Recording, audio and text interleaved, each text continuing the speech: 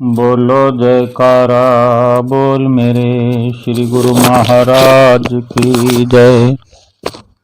सभी गुरुमुख प्रेमियों से सप्रेम जय सच्चिदानंद। हम श्री आरती पूजा में नित्य गायन करते हैं। मैं अपराधी जीव हूँ, नख शिख भरा विकार। तुम दाता दुख भंजना, मेरी करो संहार। अपनी दया से सतगुरु, कीजय भव से पार। अगर मैं अपराधी हूं, और कैसा अपराधी भी कैसा, इन पंक्तियों में जो सार है, जो सत्यता है, परम संत कबीर साहब जी भी बहुत सुंदर संदेश देकर हमें समझा रहे हैं कि मैं जन्म से ही अपराधी हूं। यानी मैं किसी उम्र में अपराध करके अपराधी नहीं बना, मैं अपराधी ही जन्मा हूं। और कितना अपराधी हूं, मेरे अंदर कितने अपराध हैं, मैं किस कदर का, किस स्तर का अपराधी हूं। नख शिख भरा विकार, यानी मेरे नाखून से लेकर पैर के नाखूनों से लेकर पैर को भी कोई स्थिति जो साफ करते हुए समझाते हैं कि कहीं पैर का ऊपरी हिस्सा नहीं, टखना नहीं, एड़ी नहीं, यानी नाखूनों से शुरुआत होती है, वहीं से हमारे अपराध शुरू हो जाते हैं। नाखूनों से अपराध शुरू हैं। और शिख, यानी शिख का मतलब है कि जो सिर के ऊपर अंतिम छोर है, चोटी, जहां पर चोटी रखी जाती है, हम देखते हैं कि बालों के बीच में चोटी बनाते हैं, वो अंतिम स्तर है इस शरीर का, ऊपर का अंतिम भाग। नाखून से लेकर उस सिर की चोटी तक अपराधों से भरा हुआ हूं, विकारों से भरा हुआ हूं। और प्रभु के, अपने सतगुरु के संबोधन में उनके गुण अनुवाद करते हुए हम नित्य प्रति गाते हैं कि अपनी दया से, ऐ सतगुरु जी, अपनी दया से मुझे भव से पार करना, मेरी संभाल करो। परम संत कबीर साहब जी भी जो अपनी वाणी में करते हैं कि तुम दाता दुख भंजना, मेरी करो संभाल। तुम दुखों को मिटाने वाले हो, मेरे अपराधों को क्षमा करने वाले हो, मेरे अपराधों को बख्श करके मुझे भक्ति परमार्थ में लगा करके मुझे कष्टों से मुक्ति दिलाओ। जब इतनी सरलता से हमें समझ में आ जाए, जिस सरलता से समझाते हैं संत महापुरुष, उसी सहज मार्ग से हमें समझ आए, सरलता से, सरल मार्ग से समझ में आए, बिल्कुल सीधे सीधे हम समझते हुए अगर इस विनती को हम तो नित्य प्रति करते हैं, सुबह शाम, एक दिन में 2 बार तो हमें नियम के अंदर बांधा है, नित्य नियमों की जो पालना करते उसमें हम रटते हैं अपने मुखार, अपने जुबान से कि मैं अपराधी हूं, इतने मेरे विकार भरे हुए हैं, और आप दयावान हैं, आप बख्शनहार है।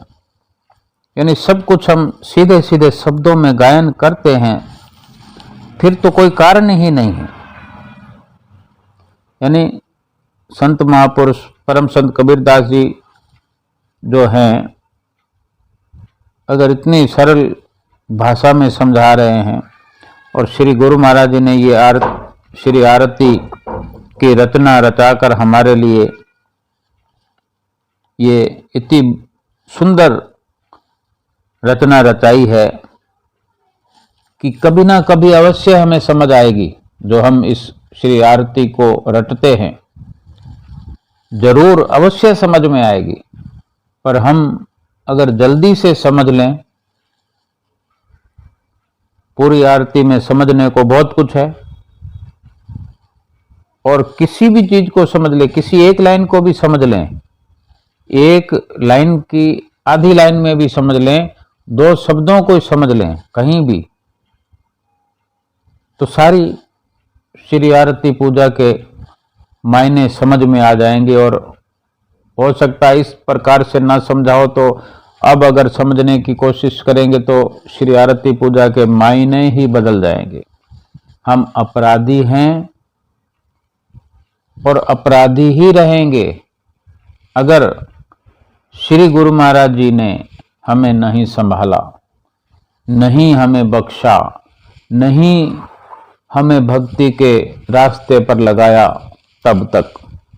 क्योंकि हमें ये बख्शिश मिल गई है श्री गुरु महाराज जी से, हमें सीखने का रास्ता मिल गया, चलने का रास्ता मिल गया है, तो क्यों ना लाभ वाली स्थिति में पहुंच जाएं और वो प्रेम अपने सतगुरु से करें जो कि हम संसार से किए हुए हैं, झूठे पदार्थों से किए हुए हैं, झूठे रिश्तों में वो प्रेम कर रहे हैं, झोंक रहे हैं अपने आप को, मायावी जलती हुई आग की भट्टी में झोंक रहे हैं अपना सब कुछ सर्वस्व, इतने इतने कीमती श्वास को उस माया की आग में जलाते जा रहे हैं, नष्ट करते जा रहे हैं, जो कितना नुकसान है। और अगर वही सब कुछ, वही सर्वस्व सतगुरु के प्यार में लुटाया जाए, वो प्रेम सतगुरु से किया जाए जो संसार से, दुनियादार से, संसार के सामानों से करते हैं, तो फिर वो सब कुछ हो जाएगा जो हम चाहते हैं। हमारे अपराध क्षमा हो जाएंगे, हमारे विकार नष्ट हो जाएंगे, जन्म जन्मांतरों के दुख समाप्त करके हमें भवसागर से पार लगा देंगे। हम अब रोज विनती करते हैं अपनी दया से सतगुरु कीजिए भव से पार, तो कोई कारण नहीं है। इस विनती को जो हम रोज करते हैं इसके भी मायने समझ में आ जाएंगे। फिर इसको अपने से, अपने आप जो हम गाते हैं, इसको गाते वक्त मजा आएगा, आनंद आएगा, एक आनंद की अनुभूति अपने अंदर हम प्राप्त करेंगे। इस प्रकार और बहुत सी जो लाइनें लिखी हम पढ़ते हैं, स्वयं बोलते हैं, इसी प्रकार समझें, हमारा ही उसमें कल्याण है, हर लाइन में कल्याण है। और इसको समझते हुए अपना प्रेम स्थापित करें सतगुरु की चरण शरण, सतगुरु के चरणों से प्रेम बढ़ाएं निजी तौर पर। और अगर प्रेम करना है, प्रेम पाना है सतगुरु का, और सतगुरु से प्रेम करना है, यानी प्रेम की जरूरत है, तो इसको भी संत कबीर साहब जी ने बड़े सुंदर शब्दों में समझाया है कि प्रेम कहाँ से लाना है। प्रेम कोई बाजार में नहीं मिलता, दुकानों पर नहीं मिलता, चाहे राजा हो, रंक हो, गरीब अमीर कोई भी हो, अगर किसी को भगवान से प्रेम करना है। भगवान को हम प्रसाद चढ़ाते हैं तो प्रसाद कहीं से लाना पड़ता है, दुकान से लाना पड़ता है, कोई पीताम्बर चढ़ाता है, कोई हार चढ़ाता है, कोई फल फूल भेंटा करता है, कुछ भी चढ़ावा चढ़ाते हैं तो कहीं ना कहीं से तो ठिकाना होता है। लेकिन ये प्रेम ऐसी चीज है, वो कहीं से लाना नहीं पड़ता। प्रेम न बाड़ी उपजे, प्रेम न हाट बिकाए, राजा प्रजा जेहि रुचे, शीश देई ले जाए। सीधा सीधा सरल सरलार्थ है। परम संत कबीरदास जी ये समझा रहे हैं कि प्रेम न तो बाग बगीचों में उगता है, ना कहीं बाड़ी में खेतों में कहीं उगता है, कोई फसल नहीं होती इसकी, ना किसी फैक्ट्री में कंपनी में। ये कोई अमीर है गरीब है, गोरा है काला है, जिसको भी ये प्रेम सतगुरु से करना है, प्रेम की जरूरत है, प्रेम पाना है और प्रेम करना है, जिसको ये अच्छा लगता है वो अपने आप का समर्पण कर दे, अपने आप को सौंप दे अपने सतगुरु के चरणों में, सतगुरु के हाथों में अपनी बागडोर सौंप दे, अपने आप की सारी कार्रवाई अपने इष्ट देव सतगुरु के हाथों में सौंप दे कि सब कुछ मैं समर्पण करता हूँ, जहाँ रखो जैसे रखो ये सब आप पर छोड़ता हूँ। और जिस दिन से ये समर्पण हो जाए, हमारे तहे दिल से, हमारे हृदय से ये समर्पण हो जाए, वहीं से प्रेम की शुरुआत हो जाएगी। प्रेम शुरू हो गया, प्रेम प्रकट हो गया। समर्पण का नाम ही सच्चा प्रेम है। भगवान समर्पण से ही प्रेम लुटाते हैं, आशीर्वाद लुटाते हैं, अपने आप होता है। जब हमारी तरफ से समर्पण के भाव पैदा होते हैं और समर्पण नामा हम हृदय से कर देते हैं कि संसार में अगर कोई है प्रेम के काबिल जिससे सच्चा प्रेम किया जा सके, वो केवल आप हैं सतगुरु। आप ही मेरे लिए इस जीवन में प्रेम कर सकूं, वो प्रभु आप हैं। और इस प्रकार की जब दशा हो जाती है, ये जब समझ आने लगती है कि संसार से बेशक व्यवहार करना है, घर बार चलाना है, परिवार चलना है, सबके साथ रहना है, सबके साथ विचरना है, व्यवहार करना है, लेकिन हार्दिक प्रेम, हार्दिक संबंध केवल और केवल सतगुरु से करना है।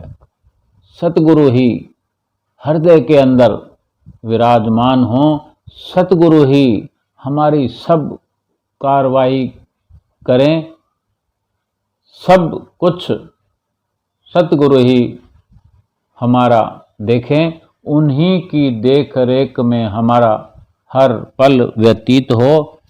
इसी मंगल कामना के साथ, इसी सुंदर रचना में जो प्रभु ने हमारे लिए बनाई, उसमें रुचते हुए, उसको अपनी रुचि में शामिल करते हुए,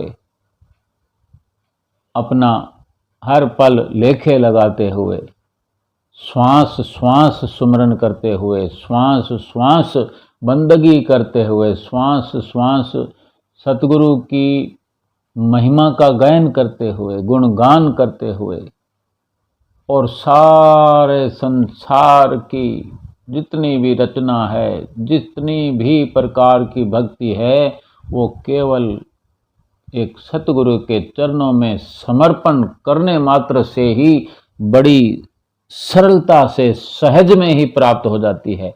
इतनी सरलता से भक्ति प्राप्त करने का हमें ये स्वर्णिम सौभाग्य मिला है कि हमें श्री आनंदपुर दरबार की चरण शरण मिली है, और बख्शनहार श्री परमहंस अवतार दयालु भगवान की जो चरण शरण प्राप्त करने पर सोने पर सुहागा हुआ है, हर पल को सुहेला बनाते हुए, हर पल सुहावना बनाते हुए अपना इस लोक से परलोक का सफ़र जो है खुशहाल बनाते हुए सफल करना है।